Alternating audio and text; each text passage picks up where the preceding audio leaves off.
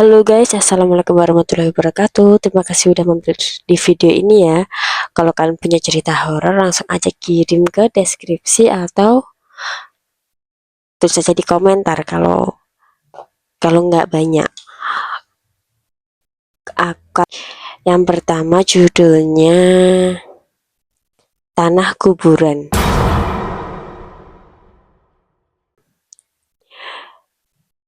Panas, beringas, dan sangat-sangat tidak nyaman. 3 kalimat itulah yang bisa dipakai untuk mendeskripsikan secara ringkas suasana rumahku saat ini. Rumah yang sangat teduh dan sangat adem alias home sweet home, hampir tidak ada bekasnya sama sekali. Rasanya selalu ingin keluar dari rumah. Tidak kekerasan. Persoalan yang remeh-remeh bisa menjadi awal pertengkaran yang hebat di antara kami. Kami sendiri merasa heran dengan kondisi ini. Rasanya semua pintu jadi tertutup, termasuk rezeki yang biasanya melimpah dari Allah Subhanahu wa Ta'ala. Uang jadi mudah keluar, masuk sedikit, keluarnya lebih banyak. Begitu seterusnya. Bahkan tetangga yang biasanya ramah jadi kelihatan aneh.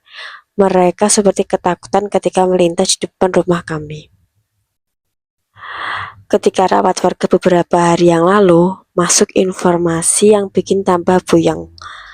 Dengan sangat serius, Pak Hadi, tetangga depan rumah, membisikiku. Pak RT, mohon maaf ya, beberapa hari yang lalu bapak-bapak yang sedang giliran ronda kampung melihat jelas 3 sosok pocongan masuk dan hilang di rumah bapak. Katanya dengan mimik serius. Masuknya lewat atap, Pak, timpal Mas Samsul, sok yakin. Rapat RT yang seharusnya membahas masalah parkir mobil warga jadi bergeser. Beberapa bapak yang lain juga menginfokan info yang sama.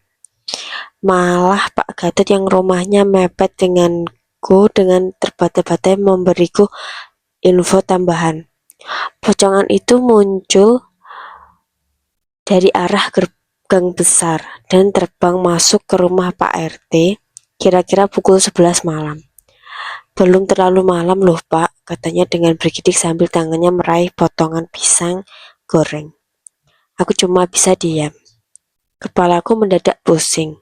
Apa yang sesungguhnya terjadi dengan rumahku? Terus apa yang diinginkannya dariku? Pikirku dalam hati. Sebagai ketua RT, aku sudah menjalankan amanah warga dengan baik.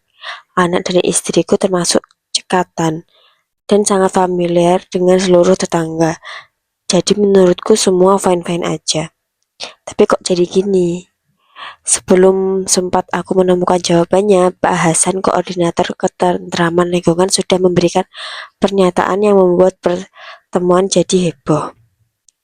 Mungkin ada yang tidak suka dengan Pak RT dan menginginkan Pak RT pindah rumah atau menjual rumahnya segera. Kalau Pak RT mau, Mbok segera sowan ke Gus Lutfi untuk minta penerang. Katanya, penerang? Baik Pak, nanti saya segera sowan ke Gus Lutfi. Mumpung Kamis depan beliau memberi tausiah di masjid kita, kataku mendinginkan suasana. Pertemuan warga kemudian bubar kurang lebih sekitar pukul 10 malam. Dengan wajah tegang dan takut-takut, bapak-bapak itu meninggalkan balai pertemuan warga yang letaknya hanya 5 rumah dari tempat tinggalku. Pos kamling yang biasanya ramai jadi sepi. Penjual tahu campur dan mie dok-dok lebih memilih jalan melingkar menghindari gang rumahku.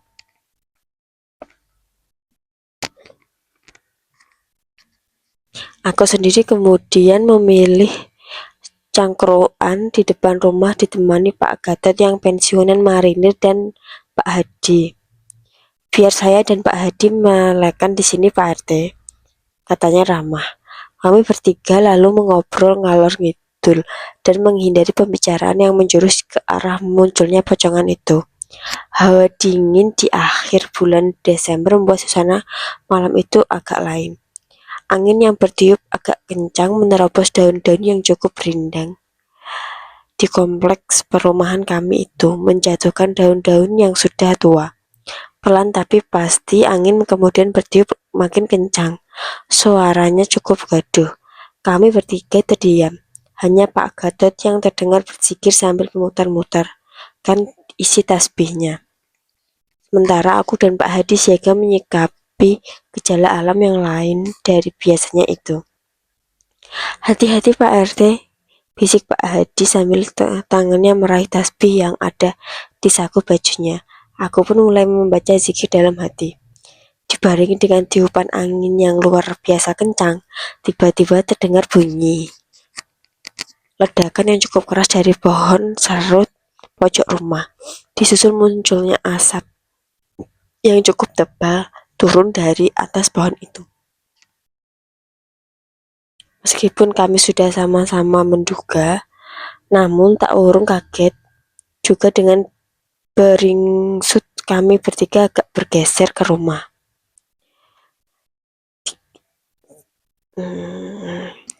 Kelihatannya asap tebal itu turun dengan energi yang cukup besar. Turunnya seperti gulungan-gulungan asap dengan bulatan yang besar menggoncang seluruh pepohonan yang ada di depan rumahku. Bersamaan dengan hilangnya asap itu, muncul sosok membuat hati kami berdebar cukup kencang. Untung anak istriku sudah tidur nyenyak sejak tadi sore, pikirku. Kalau tidak, dijamin mereka bisa pingsan berdiri. Pak Gatot yang pensiunan kemarin saja agak shock atau goyah melihat wujud pocongan yang mirip guling besar itu. Mungkin kalau yang muncul itu adalah pocongan dalam bentuk yang wajar, kami masih sanggup menatapnya dengan hati yang tegar. Namun pocongan itu muncul dengan sosok yang begitu menakutkan. Kain kafannya tercapik-capik dengan lelehan darah busuk sana sini. Wajahnya penuh luka hayat yang menyebabkan aroma yang memuakkan. Warna kain kafannya tidak lagi putih, melainkan sudah berubah menjadi merah kecoklat-coklatan. Pak Hadi yang memang lulusan pesantren kemudian maju dengan dialog batin langsung mengajukan pertanyaan yang tegas terhadap sosok pocongan itu. Kisana, siapakah Anda? Dari mana Anda? Dan kesini mau apa? Aku Sudirman dari daerah Krian, kota kecamatan di daerah Mojokerto. Aku kesini mau meminta kembali barangku yang disimpan di rumah ini, jawabnya, dengan nada yang tidak ramah sama sekali. Apa wujud barangmu dan siapa pula yang membawa ke sini? Pertanyaan dari Pak Gatot telah untuk mencari informasi lebih lanjut. Barangku yang berwujud tanah, meskipun hanya tanah, namun bagiku itu sangat penting, karena tanah itu rumahku yang sudah bagus jadi rusak. Yang bawa tanah itu orangnya tidak ada di sini, jawabnya dengan suara yang berat tanpa mau menyebutkan orang yang telah membawa tanah itu masuk dalam rumahku. Mendengar itu, aku jadi paham kenapa rumahku suasananya jadi berubah, panas dan penuh dengan hawa amarah yang bikin tidak kerasan. Kurang ajar, ada yang mau main-main denganku, kataku dalam hati. Pak Hadi langsung tanggap dan mencoba menahan diriku yang mulai agak emosi. Sepurane Mas Dirman, nek bener barang itu ono kene. Maaf Mas Dirman, kalau toh barang itu ada di sini, aku ora iso balekne ning awakmu. Nek kowe tetep ora gelem nyebutno sapa sing ndelik barang iku nang kene, aku tetap tidak bisa. Aku tetap tidak akan memberikan sebelum kamu menyebutkan siapa yang naruh barang itu di sini, katanya tegas. Aku dan Pak Gatot kemudian sama-sama berzikir dan bermunajat kehadiran Allah Subhanahu wa Ta'ala, memohon perlindungan dan semua godaan setan yang ada di depan kami itu. Cukup lama dialog itu terjadi. Sementara bau busuk dari pocongan itu semakin membuat kami mual. Dengan gencar kami terus berzikir, sementara dalam batin aku terus mengamalkan Hulhu Geni dari guru bela diriku. Pocongan itu tampak goyah. Tubuhnya pelan-pelan menguap dan kemudian hilang ke arah timur geng rumah kami. Pelan-pelan suasana mencekam itu mencair. Tinggal bau bunga kuburan dan bau bangkai yang masih menguap di sekitar kami. Sudah Pak RT, semua sudah kembali normal, kata Pak Adi yang disusul oleh Pak Gatot dengan nada yang sama. Namun mereka memintaku segera menemui Gus Lutfi tanpa harus menunggu pengajian di malam Jumat. Aku menyanggupi, dan setelah mengucapkan terima kasih, aku kemudian mempersilahkan mereka berdua untuk beristirahat. Kami lalu masuk ke rumah masing-masing. Aku pun segera mengambil air wudhu dan untuk mendirikan sholat hajat khusus dan sholat malam memohon perlindungan Allah Subhanahu wa Ta'ala. Setelah itu baru tidur. Belum lama aku terlelap, aku sudah bermimpi didatangi pocongan itu kembali. Dengan ngotot, mereka meminta kembali tanah kuburannya. Aku kembali mengelak dan bersikukuh tidak menyimpan barang itu dan tidak tahu barang itu ada di mana. Pocongan itu dengan beringas mendorongku. Matanya yang tajam hitam legam, dengan nanar memandangi seluruh penjuru rumahku. Hidungnya yang gerowong dan penuh belatung seperti mengendus-ngendus sesuatu. Setelah itu terbang menuju tumpukan dus-dus yang ada di bawah tangga lantai kami atas. Tanpa menggerakkan tangannya sama sekali, dus-dus yang sangat berat itu seperti terhempas yang bergerak ke samping kanan dan kiri. Akhirnya, persis di pojokan gudang nampak bungkusan putih sebesar pisang Ambon. Dengan gaya kinetis bungkusan itu terbang menuju ke arah pojok itu. Setelah mendapat bungkusan yang dicarinya itu, pocongan itu hilang. Bersamaan dengan hilangnya pocongan itu, aku terbangun. Tubuhku basah kuyup oleh keringat dingin. Mana pocongan itu? Kurang ajar, kataku dengan nafas serengah-engah. Pocongan apa, Mas? Mana? Di mana? Kata istriku yang panik. Aku kemudian menghela nafas panjang. Aku cuma mimpi kok, Ma, kataku menghibur dirinya. Takut suasana yang panas ini menjadi bertambah mencekam. Setelah sholat subuh, seperti biasanya, aku lalu ikut bersih-bersih rumah. Cuma kali ini sasarannya di gudang dekat tangga. Mumpung anak istriku masih belum bangun, dan aku mulai membongkar satu demi satu dus-dus yang ada di gudang itu. Semua kutata ulang, dan kubersihkan satu demi satu. Benar, persis di pojokan gudang kutemukan bungkusan yang sangat kecil, sebesar pisang emas yang terbungkus kain putih. Ini bungkusan ini yang bikin suasana rumahku menjadi tidak betul, kataku sambil memasukkan dalam kantong celana. Pelan dus-dus itu aku susun ulang, dan lantainya kubersihkan dari timbunan debu dan kotoran cicak maupun tikus. Setelah rapi, aku memutuskan segera mandi. Niatku pagi-pagi nanti sebelum berangkat ke kantor, aku mau ke rumah Gus Lutfi untuk menanyakan masalah bungkusan kain mori yang kutemukan di gudang. Serta aku ceritakan kejadian malam tadi dan mimpi yang menuntunku menemukan bungkusan mori putih itu.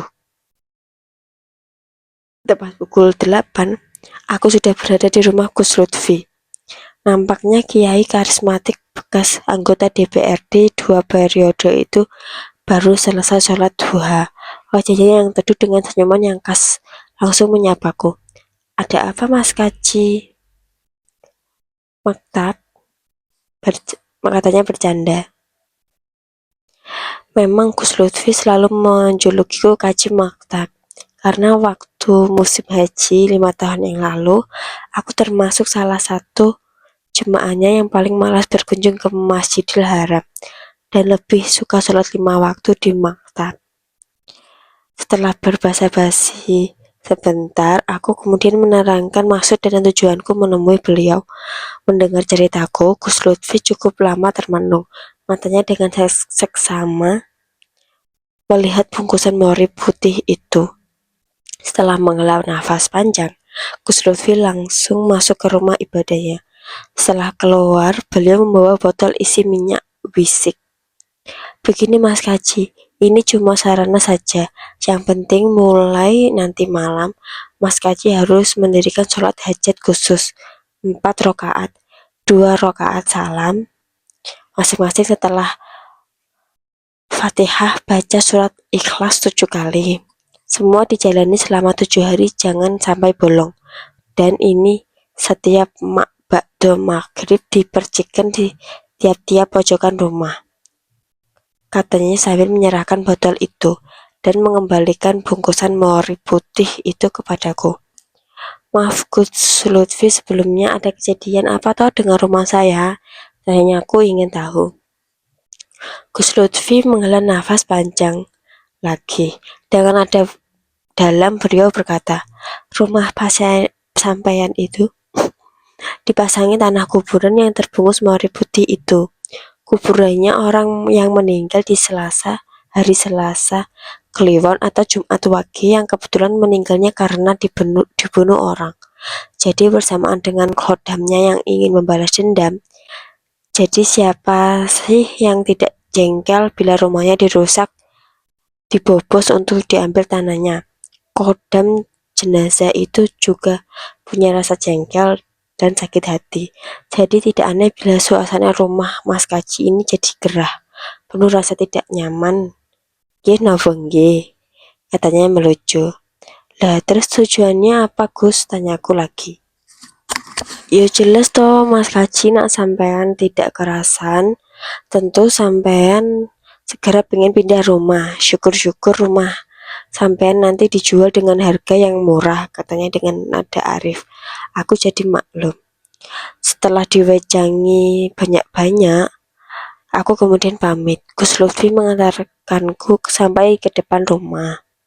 Malamnya aku mulai menjalankan semua amanahnya, ditambah dengan wiridan semampuku.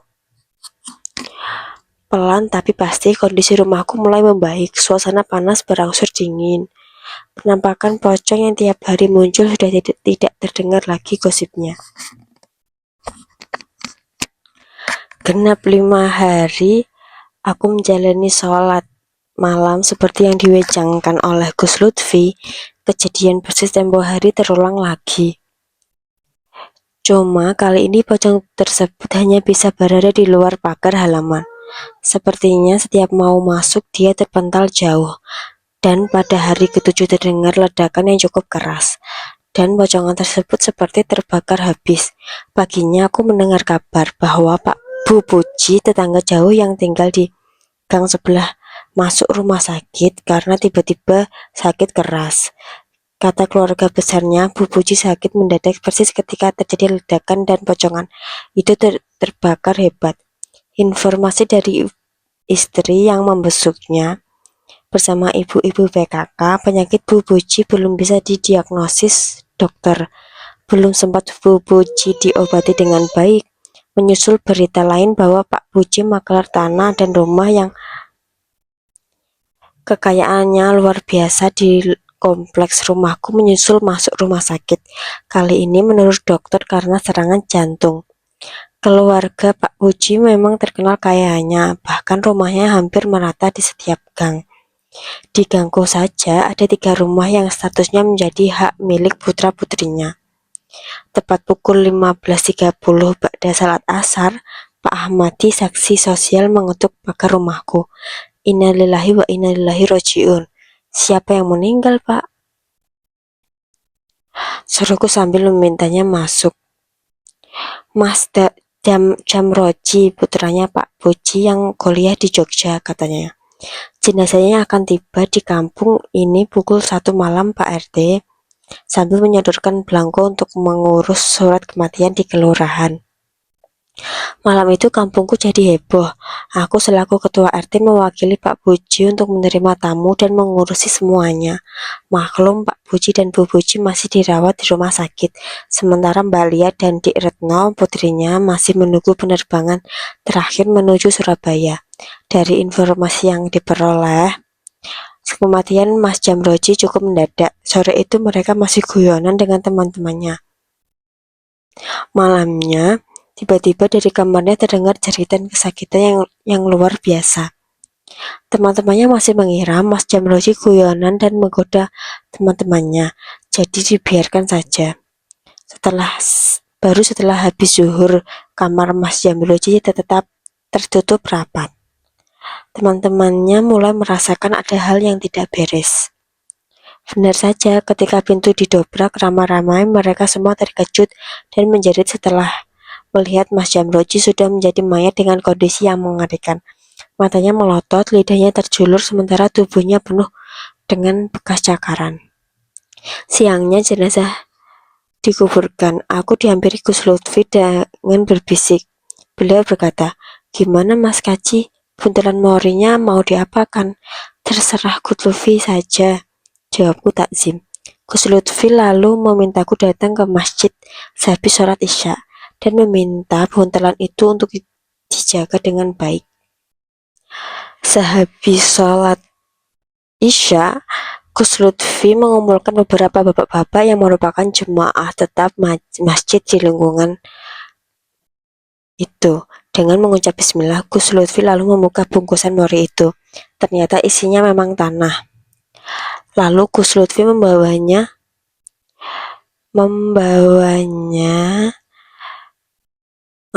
ke serambi masjid dengan alas berupa kertas koran. Tanah tersebut beserta kain morinya lalu dibakar.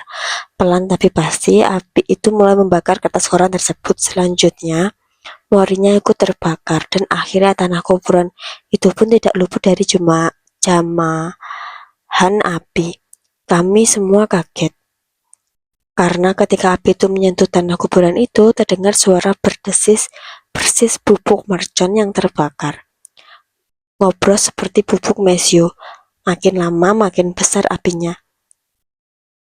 Semua orang kaget. Karena ketika api itu terdengar menyentuh tanah kuburan itu, semua mundur sambil terus menyebut nama Allah Subhanahu wa Ta'ala. Bersamaan dengan suara ngobros itu terdengar ledakan yang cukup keras dari rumah Pak Puji yang jaraknya hanya 10 rumah dari masjid kami itu. Astagfirullahaladzim, Allahu Akbar, teriak kami hampir berbarengan. Pagi-pagi buta, kembali rumahku diketuk Pak Ahmadi. Kali ini membawa berita yang cukup mengejutkan. Pak Puji meninggal dunia. Innalillahi wa inna ilaihi raji'un. Hanya itu yang terucap dari bibirku. Aku tidak bisa menghubungkan rangkaian kejadian yang ada, karena semua menjadi rahasia Allah Subhanahu wa Ta'ala. Gak jadi tiga cerita guys, karena ini aja ceritanya udah panjang banget kan.